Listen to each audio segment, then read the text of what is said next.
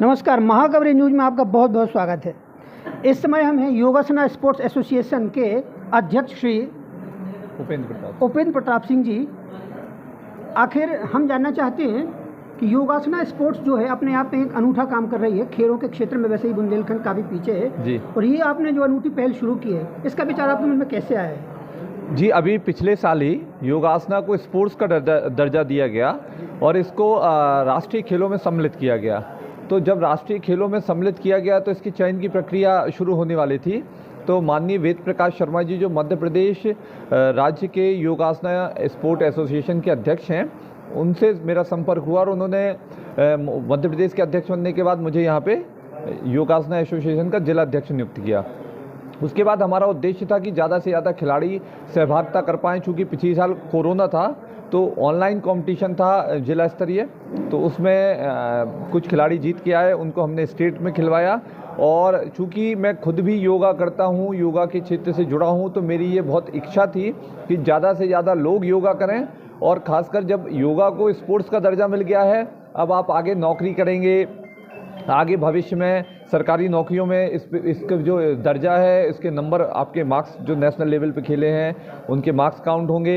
यदि आप national level से ऊपर जाते हैं तो आपको सरकारी नौकरियां मिलेंगी। तो ये बहुत सारे चीज़ें थी जिससे खिलाड़ियों को लाभ होने वाला था। तो हमने प्रयास किया कि ज़्यादा से ज़्यादा खिलाड़ी इसमें पार्टिसिपेट करें। और हमारे यहाँ से 2 खिलाड़ियों ने, श्वेता सिंह जी और निहारिका गोस्वामी, इन लोगों ने बहुत ही शानदार प्रदर्शन करते हुए राष्ट्रीय स्तर पर सहभागिता करी। अच्छा, योगासना जो है ये को खेल में नए तरीके से अभी शामिल हुआ है। अन्य खेलों के बारे में आपने क्या सोचा है, कैसे उसको आगे ले जाने के लिए आप कार्य करेंगे? देखिए, क्या है कि क्रिकेट के अलावा हमारे देश में जो अन्य खेल हैं वो काफ़ी पिछड़े हुए हैं। तो हम लोग लगातार कोशिश, मैं खुद ग्राउंड से जुड़ा हूँ, सवेरे से 2 घंटे मैं ग्राउंड पे रहता हूँ, तो मैं कोशिश करता रहूँ। अभी बॉक्सिंग एसोसिएशन की तरफ से भी हमने एक टूर्नामेंट आयोजित किया था। तो ऐसे खेल जिन पे लोगों का ध्यान कम होता है उनको आगे कैसे ले जाया जा सके, क्योंकि क्रिकेट के अलावा फुटबॉल और हॉकी भी प्रचलित गेम है। इनके अलावा जो गेम्स हैं उसमें हम लोग ध्यान दे रहे हैं कि उसको कैसे आगे बढ़ाया जा सके। योगा जो है इसका जनक भारत है। सदियों पहले, सैकड़ों साल पहले हमारे ऋषि मुनि योगा करते थे। और आप जानते हैं कि वो सैकड़ों साल की उनकी उम्र होती थी, कभी वो बीमार नहीं पड़ते थे। पर अब आधुनिकता आने के बाद योगा हमने धीरे धीरे अपने जीवन से हटा दिया था। परम पूजनीय स्वामी रामदेव जी महाराज के प्रयासों के बाद ये संभव हो पाया कि योगा को अपने यहाँ राष्ट्रीय खेलों में शामिल किया गया। और माननीय मोदी जी का चूँकि इसमें इंटरेस्ट है, हमारे प्रधानमंत्री जी का, तो उन्होंने ये आगे ओलंपिक एसोसिएशन को प्रपोजल भेजा कि ओलंपिक में भी योगा को ऐसा स्पोर्ट्स शामिल किया जाए।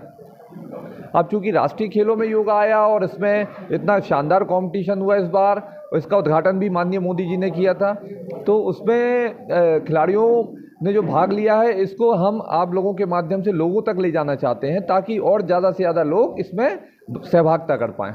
जैसा कि अभी आपने कहा कि कहीं ना कहीं कुछ नंबरों की कमी से ये लोग पदक जीतने में नाकामयाब रहे, तो ऐसी क्या प्लानिंग आगे रहेगी कि ये लोग कम से कम श्योर मतलब पदक जीत के ही लौटें? देखिए, हमारा शहर बड़ा छोटा है, हमारे पास ना कोचेस थे और ना बहुत सारी जानकारियाँ थी। मैंने अपने लेवल पे जितना संभव हो पाया प्रयास किया, जानकारियाँ जुटाई, इन लोगों को जानकारियाँ साझा करी और इन लोगों ने ऐसा टीम बनाई, खुद भी ट्रेनिंग ली और दूसरों को भी ट्रेनिंग प्रोवाइड करी। सबसे अच्छी बात थी, खासकर जैसे निहारिका ने खुद अपनी क्लास में बहुत सारी बच्चियों को खुद ट्रेनिंग प्रोवाइड कराई।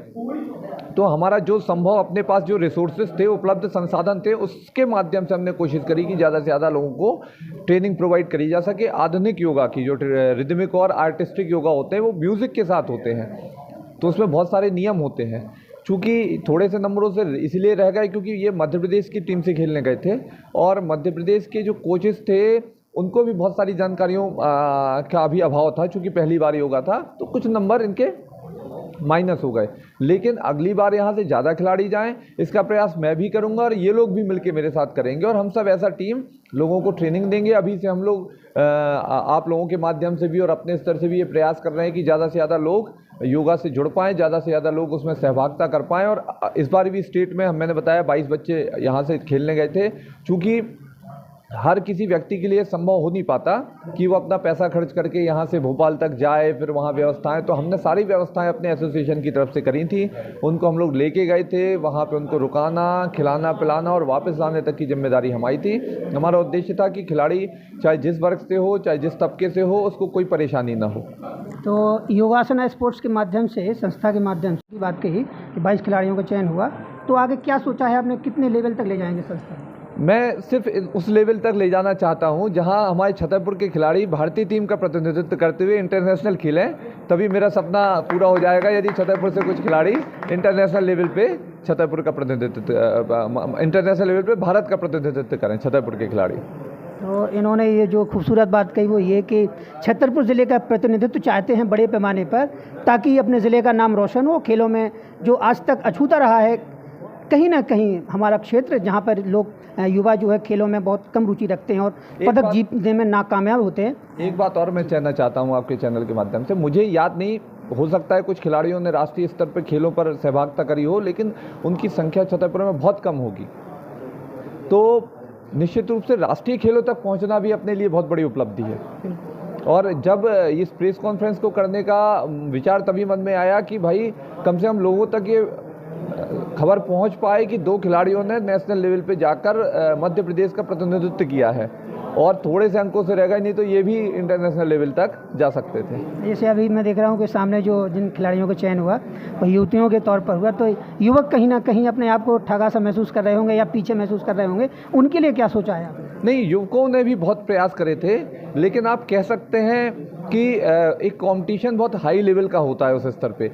छतरपुर से बहुत सारे लड़कों ने परफॉर्मेंस किया था, बहुत कोशिश करी थी, लेकिन शायद वो नेशनल लेवल तक जाने में कामयाब। स्टेट लेवल पे तो कम से कम 22 में से 10-11 बॉयज़ इस बार भी गए थे।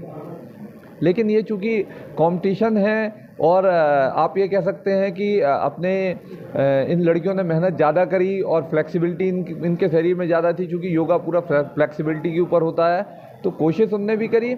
लेकिन चूँकि आप ये कह सकते हैं कि रेगुलर प्रैक्टिस का अभाव, अभी सुविधाओं का अभाव है, वो परफॉर्मेंस नहीं कर पाए, लेकिन इनने वो करके दिखाया। तो युवाओं को क्या प्रेरणा देना चाहिए? युवाओं से मैं कहना चाहता हूँ, मैं देखता हूँ, मैं स्टेडियम जाता हूँ, मैं युवाओं को आमंत्रित करता हूँ, बहुत कम युवा योगा की तरफ जा रहे हैं, तो उनको उनकी संख्या को बढ़ाना है। जितने ज़्यादा से ज़्यादा छोटी उम्र से यदि वो योगा करेंगे, अगर अपन 8 साल 10 साल से योगा स्टार्ट कराएंगे, तब वो जाके बड़े स्तर पे परफॉर्मेंस कर पाएंगे, क्योंकि उस जो फ्लेक्सिबिलिटी है वो तभी आएगी जब आप बिल्कुल छोटे से भी प्रयास करेंगे। तो बहुत सारे अब आगे आने वाले समय आप देखेंगे कि छतरपुर से बहुत सारे खिलाड़ी निकलेंगे।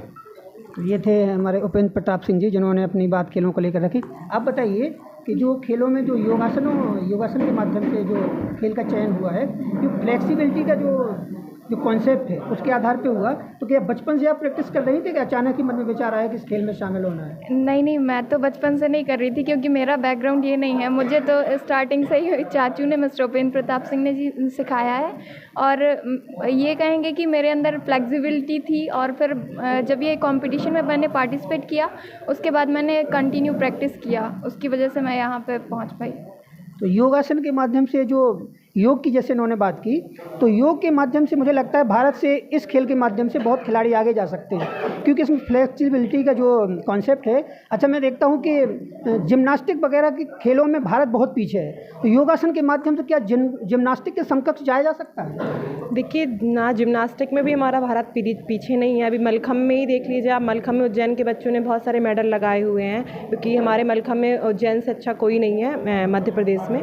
तो मैं ये कहती हूँ कि ऐसा कुछ भी नहीं है कि किसी गेम में कोई पीछे कोई आगे, डिपेंड करता है कि प्रैक्टिस के ऊपर है। जो बंदा प्रैक्टिस कर लेगा वो गेम मेडल लेके चला जाएगा, चाहे वो गेम योगा का हो या जिम्नास्ट का हो या मलखम्ब का हो।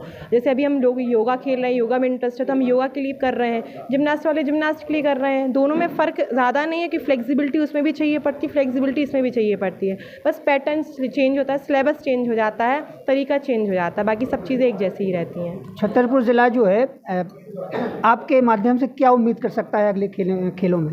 देखिए, हमारी ऐसी मेरी उम्मीद है कि मैं इसको इंटरनेशनल लेवल पर प्रेजेंट करूँ। ओलंपिक भी होगा, योगा को रखा गया ओलंपिक में इस बार पहली बार। तो सबसे बड़ी बात तो यही है कि इस बात की खुशी है कि अब हम लोग ओलंपिक में जाने, एक रास्ता खुल गया हमारे जाने के लिए।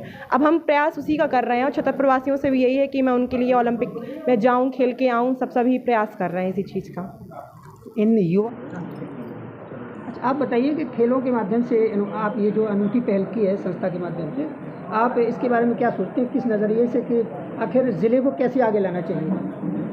मैंने सन 2015 से नगर पालिका में जब योग कक्षा शुरू होती थी तब से मैंने ज्वाइन किया है।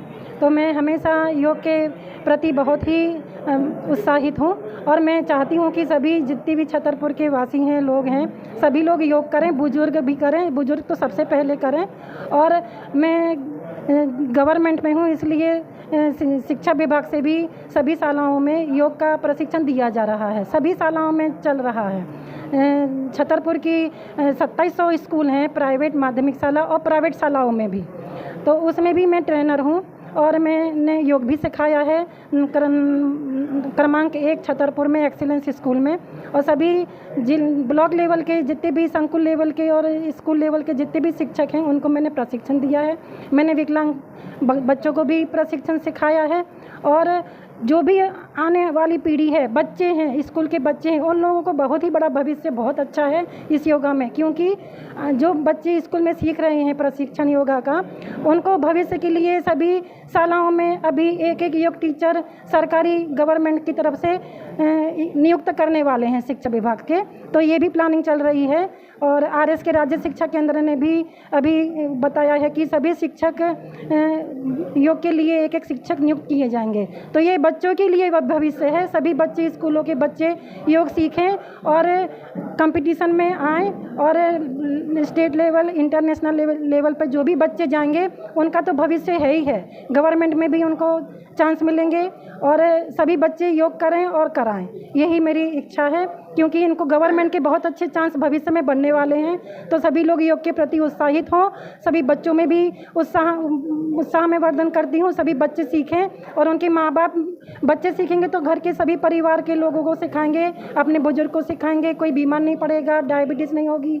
ये सब आसन आयुर्वेदिक में भी सिखाते हैं, योग में योग करते समय आयुर्वेदिक भी सिखाते हैं कि क्या खाना चाहिए बुजुर्गों को और बच्चों को क्या खाना चाहिए, सभी ट्रेनिंग इसमें देते हैं। इसलिए परिवार वालों को, परिवार में भी सभी को बहुत ज़रूरी है और बच्चों को भी ज़रूरी है, उनके भविष्य की, उनको भविष्य का वो अपना जो गवर्नमेंट में जॉब चाहते हैं उनके लिए भी बहुत ही ये ज्ञानवर्धक है और उत्साहित हैं और ये लोग पार्टिसिपेट करें योग में और तभी वे लोग आगे बढ़ेंगे और गवर्नमेंट की जॉब भी प्राप्त कर सकते हैं। यही मेरी। तो ये शिक्षिका महोदय ने जो बात कही, इन्होंने जो कहा कि योग के माध्यम से हर ज़िले और हर स्कूल तक पहुंचने की इनकी योजना है और योग के माध्यम से लोग स्वस्थ तो रहेंगी, इसके साथ साथ खेल के माध्यम से देश के लिए और छतरपुर के लिए मेडल भी जीत सकते हैं। धन्यवाद। युवा खिलाड़ियों की एनर्जी और ऊर्जा देखकर निश्चित ही कहा जा सकता है आगे चलकर निश्चित तौर पर छतरपुर के लिए मेडल ज़रूर जीतेंगे और ज़िले का नाम रोशन करेंगे। महाखबर न्यूज़ के लिए जयराम चतुर्वेदी।